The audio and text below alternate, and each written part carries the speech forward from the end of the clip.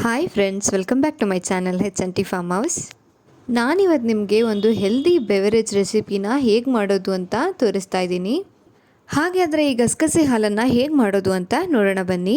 ಮೊದಲಿಗೆ ಒಂದು ಮಿಕ್ಸಿ ಜಾರ್ನ ತೊಗೊಂಡು ಅದಕ್ಕೆ ನಾನೀಗಾಗಲೇ ನೆನೆಸಿಟ್ಟಿರೋ ಅಂಥ ಗಸಗಸೆಯನ್ನು ಸೇರಿಸ್ಕೊತಾ ಇದ್ದೀನಿ. ನಾನಿಲ್ಲಿ ಒಂದು 100 ಗ್ರಾಮಷ್ಟು ಗಸಗಸೆನ ಒಂದು 2 hours ನೆನೆಸಿಟ್ಟಿದ್ದೆ. ನಿಮಗೆ ಟೈಮ್ ಇದ್ದರೆ ಅಷ್ಟೊತ್ತು ನೆನೆಸಿಡ್ಬೋದು, ಇಲ್ಲಾಂದರೆ ಒಂದು 5 to 10 minutes ನೆನೆಸಿದ್ರೆ ಸಾಕು.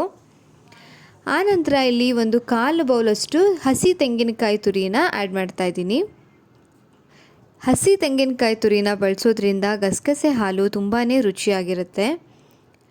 ಆನಂತರ ನಾನಿಲ್ಲಿ ಒಂದು 5 ಬಾದಾಮಿನ ನೆನೆಸಿ ಸಿಪ್ಪೆ ತೆಗೆದು ಹಾಕ್ಕೊತಾ ಇದ್ದೀನಿ. ಬಾದಾಮಿ ಸೇರಿಸೋದ್ರಿಂದ ಗಸಗಸೆ ಹಾಲಿನ ರುಚಿ ತುಂಬಾ ಚೆನ್ನಾಗಿರುತ್ತೆ.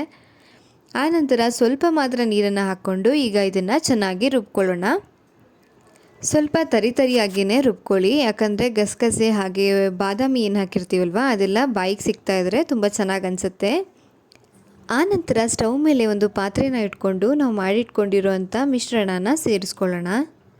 ಗಸಗಸೆ ನಮ್ಮ ಆರೋಗ್ಯಕ್ಕೆ ತುಂಬಾ ಒಳ್ಳೆಯದು. ಇದರಿಂದ ತುಂಬಾ ಹೆಲ್ತ್ ಬೆನಿಫಿಟ್ಸ್ ಇದೆ. ಇದನ್ನು ಬಾಯಿ ಹುಣ್ಣಿಗೆ ಮನೆಮದ್ದು ಅಂತಲೇ ಹೇಳ್ಬೋದು. ಅದರ ಜೊತೆಗೆ ಇದು ಡೈಜೆಷನ್ಗೆ ತುಂಬಾ ಹೆಲ್ಪ್ ಮಾಡುತ್ತೆ. ಹಾಗೆ ನಮ್ಮ ಹೃದಯದ ಆರೋಗ್ಯಕ್ಕೆ ಕೂಡ ತುಂಬಾ ಒಳ್ಳೆಯದು ಈ ಗಸಗಸೆ. ಈಗ ಇದಕ್ಕೆ ನಾನು ಮಿಕ್ಸಿ ಜಾರಲ್ಲಿ ಸ್ವಲ್ಪ ಉಳ್ಕೊಂಡಿರುತ್ತಲ್ವ, ಅದಕ್ಕೋಸ್ಕರ ಅದಕ್ಕೆ ಸ್ವಲ್ಪ ನೀರನ್ನು ಹಾಕಿ ಇದರೊಳಗೆ ಸೇರಿಸ್ಕೊತಾ ಇದ್ದೀನಿ. ನಿಮಗೆ ಯಾವ ಕನ್ಸಿಸ್ಟೆನ್ಸಿ ಬೇಕು ಆ ಕನ್ಸಿಸ್ಟೆನ್ಸಿಗೆ ನೋಡಿಕೊಂಡು ನೀರನ್ನು ಹಾಕ್ಕೊಳ್ಳಿ. ಸ್ವಲ್ಪ ಗಟ್ಟಿಗಿದ್ರೇ ಚೆನ್ನಾಗಿರುತ್ತೆ ಕುಡಿಯೋದಕ್ಕೆ. ಅದಕ್ಕೋಸ್ಕರ ನಾನಿಲ್ಲಿ ಸ್ವಲ್ಪನೇ ಮಾತ್ರ ನೀರನ್ನು ಸೇರಿಸ್ಕೊಂಡಿದ್ದೀನಿ. ಲಾಸ್ಟಲ್ಲಿ ಇದಕ್ಕೆ ಹಾಲು ಬೇರೆ ಆ್ಯಡ್ ಮಾಡಬೇಕಾಗತ್ತೆ, ಅದಕ್ಕೋಸ್ಕರ ಇಲ್ಲಿ ಸ್ವಲ್ಪ ನೀರನ್ನು ಮಾತ್ರ ಬಳಸಿದ್ದೀನಿ.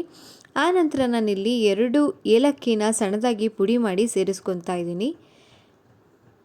ಹಾಗೆ ನೋಡಿ, ಹೀಗೆ ಕುದಿ ಬಂದಿದ್ದಾದಮೇಲೆ ಸಕ್ಕರೆನ ಸೇರಿಸ್ಕೊಬೇಕಾಗತ್ತೆ. ಗಸಗಸೆ ಎಲ್ಲ ಚೆನ್ನಾಗಿ ಬೆಂದ ಮೇಲೆ, ಕುದಿ ಬಂದ ಮೇಲೇ ಸಕ್ಕರೆನ ಸೇರಿಸ್ಕೊಳ್ಳಿ. ನೀವು ಬೇಕಾದರೆ ಸಕ್ಕರೆಗೆ ಬದಲಾಗಿ ಬೆಲ್ಲ ಕೂಡ ಬಳಸ್ಬೋದು. ಸಕ್ಕರೆನ ಸೇರಿಸ್ಕೊಂಡಿದ್ದಾದಮೇಲೆ ಒಂದು ಸಲ ಚೆನ್ನಾಗಿ ಮಿಕ್ಸ್ ಮಾಡ್ಕೊಳ್ಳೋಣ.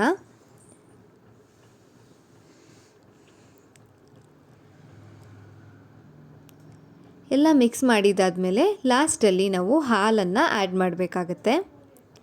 ನಾನಿಲ್ಲಿ ಒಂದು ಸಣ್ಣ ಗ್ಲಾಸಷ್ಟು ಹಾಲನ್ನು ಸೇರಿಸ್ಕೊತಾ ಇದ್ದೀನಿ. ಹಾಲನ್ನು ಹಾಕಿ ಒಂದು ಸ್ವಲ್ಪ ಚೆನ್ನಾಗಿ ಮಿಕ್ಸ್ ಮಾಡಿ. ಹಾಲನ್ನು ಹಾಕ್ಕೊಂಡ್ಮೇಲೆ ಕುದಿಸ್ಬೇಕು ಅಂತ ಏನಿಲ್ಲ, ಆಫ್ ಮಾಡಿದ್ರೂ ನಡೆಯುತ್ತೆ. ನಾನಿಲ್ಲಿ ಕಾಯಿಸಿ ಆರಿಸಿರೋ ಹಾಲನ್ನು ಬಳಸಿರೋದ್ರಿಂದ ಆವಾಗಲೇ ಫ್ಲೇಮ್ನ ಆಫ್ ಮಾಡ್ಕೊತಾ ಇದ್ದೀನಿ. ನೋಡಿ, ಇಷ್ಟೇ ಗಸಗಸೆ ಹಾಲು ರೆಡಿ ಆಯಿತು. ಇದನ್ನು ಬಿಸಿ ಬಿಸಿಯಾಗಿ ಸರ್ವ್ ಮಾಡಿ. ಈಗ ಸಮ್ಮರ್ ಇರೋದ್ರಿಂದ ನಮ್ಮ ಬಾಡಿನ ತಂಪಾಗಿಡೋದು ತುಂಬಾ ಮುಖ್ಯ. ಗಸಗಸೆ ದೇಹಕ್ಕೆ ತುಂಬಾ ತಂಪು. ಅದಕ್ಕೋಸ್ಕರ ಈ ಸಮ್ಮರಲ್ಲಿ ಈ ರೀತಿ ಬೆವರೇಜ್ನ ಮಾಡಿಕೊಂಡು ನೀವು ಕೂಡ ಮನೇಲಿ ಟ್ರೈ ಮಾಡಿ. ಹಾಗೆ ಹೇಗೆ ಬಂತು ಅಂತ ಕಮೆಂಟ್ ಮಾಡಿ ತಿಳಿಸಿ. ಆನಂತರ ನಾನಿಲ್ಲಿ ಗಾರ್ನಿಷಿಂಗ್ಗೆ ಅಂತ 1-2 ಬಾದಾಮಿನ ಸಣ್ಣದಾಗಿ ಕಟ್ ಮಾಡಿಕೊಂಡು ಸೇರಿಸ್ಕೊತಾ ಇದ್ದೀನಿ. ಹಾಗೆ ನನ್ನ ಹತ್ರ ಸ್ವಲ್ಪ ಕುಂಕುಮ ಕೇಸರಿ ಇತ್ತು, ಅದನ್ನು ಕೂಡ ಸೇರಿಸ್ತಾ ಇದ್ದೀನಿ. ಗಸಗಸೆಯನ್ನು ತಿನ್ನೋದ್ರಿಂದ ನಮ್ಮ ಬೋನ್ ಸ್ಟ್ರೆಂತ್ ತುಂಬಾ ಚೆನ್ನಾಗಿರುತ್ತೆ. ಹಾಗೆ ಕಣ್ಣಿನ ದೃಷ್ಟಿ ಕೂಡ ಇಂಪ್ರೂವ್ ಆಗುತ್ತೆ. ನಿದ್ರಾಹೀನತೆ ಸಮಸ್ಯೆ ಇರೋರಿಗೆ ಕೂಡ ತುಂಬಾ ಉಪಯೋಗ ಆಗುತ್ತೆ. ಗಸಗಸೆನ ಕುಡಿಯೋದ್ರಿಂದ ತುಂಬ ಚೆನ್ನಾಗಿ ನಿದ್ದೆ ಕೂಡ ಬರುತ್ತೆ. ನೀವು ಕೂಡ ಮನೇಲಿ ಟ್ರೈ ಮಾಡಿ, ಮಿಸ್ ಮಾಡದೆ ಟ್ರೈ ಮಾಡಿ.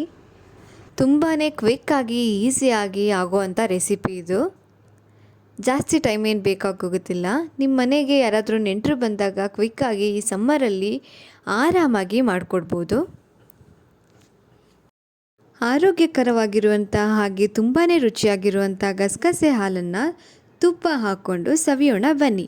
ನಿಮಗೇನಾದರೂ ಈ ರೆಸಿಪಿ ಇಷ್ಟ ಆಗಿದರೆ ಪ್ಲೀಸ್ ನನ್ನ ಚಾನಲ್ನ ಲೈಕ್ ಮಾಡಿ, ಶೇರ್ ಮಾಡಿ, ಹಾಗೆ ಸಬ್ಸ್ಕ್ರೈಬ್ ಮಾಡೋದನ್ನು ಮರಿಬೇಡಿ. Thank you for watching.